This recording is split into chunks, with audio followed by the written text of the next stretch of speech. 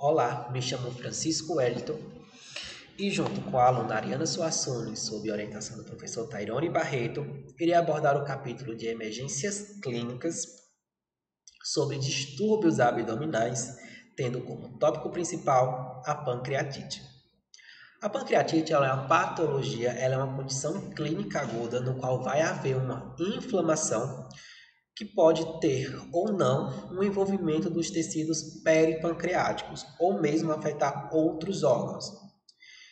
E tudo isso se dá basicamente pela ativação enzimática por origem de diversas causas dentro do pâncreas, uma origem intrapancreática.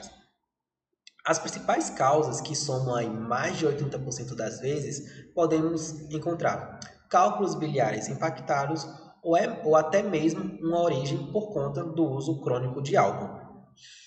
Outras causas menos comuns que também merecem destaque são a hipertrigliceridemia, doenças autoimunes. Ela também possui uma origem idiopática, origem medicamentosa, trauma, hipercalcemia, entre outras causas.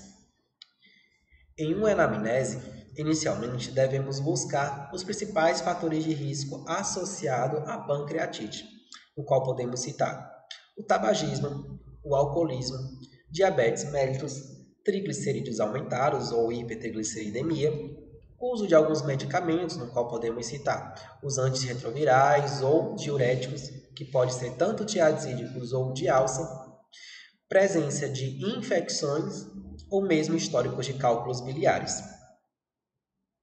Em uma unidade de emergência, o paciente se apresenta principalmente com uma queixa de dor abdominal. Essa dor abdominal, geralmente, ela possui uma certa característica, que pode ser no abdômen superior, tendo uma intensidade variável, que pode ser de leve ou mesmo incapacitante. Essa dor ela pode sofrer irradiações para diversas partes do corpo, geralmente para o dorso, para o flanco, para o tórax ou abdômen inferior. Alguns pacientes relatam fatores de piora e de melhora. Os fatores de melhora podemos citar uma posição gênito-peitoral, que é uma posição como está ilustrada aí, no qual o paciente se apresenta com a região do tórax encostado na maca, por exemplo. E uma posição de piora é a posição supinada. Outras queixas possíveis nesses pacientes são náuseas e vômitos, além de icterícia ou dispneia. Ao exame físico, esse paciente pode apresentar uma elevação da febre, possivelmente associada a um processo infeccioso, uma taquicardia, uma hipotensão ou uma hipoxemia. No exame físico da mucosa, esse paciente pode apresentar uma icterícia, geralmente caracterizando aí uma esclera amarelada, ele pode apresentar esse quadro. No que diz respeito ao abdômen, vai ter um abdômen altamente doloroso à palpação, podendo ser uma dor de intensidade variável, uma distensão abdominal, uma massa abdominal palpável também pode estar presente. Os ruídos hidroaéreos podem estar reduzidos ou mesmo abolidos nesses casos. Uma coisa interessante são a presença de diversos tipos de equimose.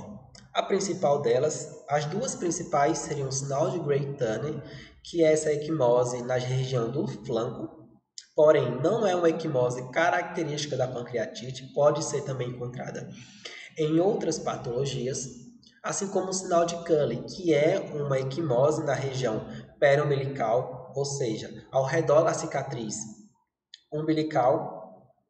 Outros sinais hematológicos que também merecem importância é o sinal de Fox, que é uma equimose na região da base do pênis, assim como a paniculite ou necrose nodular da gordura subcutânea. Quanto ao diagnóstico, para que haja diagnóstico efetivo da pancreatite, devem ser observados a presença de alguns critérios que já são bem estabelecidos dentro da medicina para o diagnóstico da pancreatite. A primeira delas é o achado clínico típico ou compatível com a pancreatite, obtido a partir de uma boa anamnese, de um bom exame físico, a elevação de 3 ou mais nos níveis séricos de amilase e ou a lipase, e aqui vale destacar as características dessa amilase ou lipase, sendo que ambas possuem uma sensibilidade, porém são sensibilidades variáveis, enquanto que a amilase possui uma sensibilidade de 90 a 100% e possui uma alteração, um aumento que gira em torno de 6 a 12 horas, a lipase ela possui uma sensibilidade que varia de 82 a 100%, sendo mais específica para a pancreatite, e um aumento sérico de 4 a 8 horas. O terceiro critério utilizado para o diagnóstico do pancreatite são os achados nos exames de imagens, no qual podemos lançar mão de um ultrassom, um TC de contraste, CPRE ou uma ressonância magnética. Em associação com esses critérios clínicos e laboratoriais, podemos lançar mão também de outros exames. A exemplo, tem um hemograma, no qual o objetivo dele vai ser avaliar uma hemoconcentração, assim como a presença de uma leucocitose. O tripsinogênio, em que vai nos auxiliar no diagnóstico precoce de uma pancreatite aguda. Avaliar a função renal também é importante para todos os pacientes. Avaliação do cálcio, porque o cálcio ele vai nos indicar a gravidade desse quadro, desse paciente. O ALT, o AST, podem estar aumentadas na pancreatite de origem biliar. Os triglicérides são importantes para avaliar a etiologia da pancreatite, até como foi mencionado, como uma das principais causas de surgimento da pancreatite poderia ser a hipertrigliceridemia. A fosfatase alcalina, a PCR, glicemia, bilirrubinas e procalcitonina também podem ser utilizadas como auxílio para o diagnóstico da pancreatite. No que se refere ao tratamento, inicialmente podemos lançar mão de um suporte, medida de suporte, ali nas primeiras 24 a 48 horas após a admissão e diagnóstico desse paciente. De início, vamos lançar mão de uma reposição volêmica, não sendo uma reposição volêmica grosseira. É uma reposição volêmica que deve ser instituída nas 24 a 48 horas após o diagnóstico, no qual a posologia para essa reposição é em torno de 1,5 ml/kg por hora de algum cristalóide. Os cristalóides mais utilizados para a reposição volêmica pode ser tanto ringue galactado ou soro fisiológico a 0,9%. Porém, se durante o tratamento agudo esse paciente apresentar algum sinal de hipovolemia, podemos lançar mão do aumento da posologia dessa reposição volêmica, que deixa de ser de 1,5 ml/kg e passa a ser 10 ml/kg. Como esse paciente se apresenta no pronto-socorro referindo bastante dor, devemos iniciar também um controle dessa dor, um controle álgico, sendo necessário a instituição de AINES ou mesmo o uso de opioides, que pode ser tanto o fentanil quanto a hidromorfona. Associados à reposição volêmica e ao controle da dor, podemos lançar mão também de um suporte nutricional, que ela é variável. Porém, inicialmente esse paciente deve ser colocado em dieta zero e no decorrer do tratamento ele pode evoluir diretamente com a nutrição oral ou mesmo uma nutrição enteral e em seguida a nutrição oral.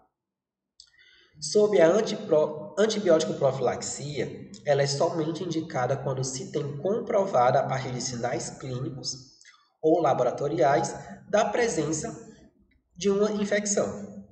E como é que eu posso identificar a presença dessa infecção? A partir do exame físico, anamnese, além de exames laboratoriais, como procalcitonina sérica aumentada, que ela pode estar presente nos quadros de pancreatite, assim como exames que podem nos auxiliar nisso, que seriam a PAF guiada por TC.